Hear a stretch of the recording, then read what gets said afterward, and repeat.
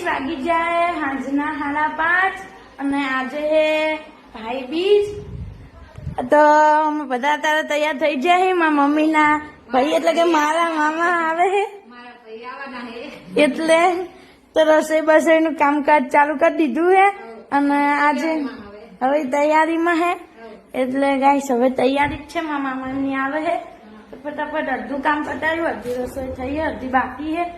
Guys મારા મામાની આવી છે.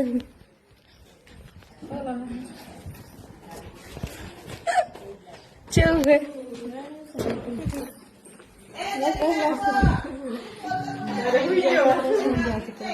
જીયાબેન આયા? જીયાબેન ઊંઘમાં એક છું ગાડી.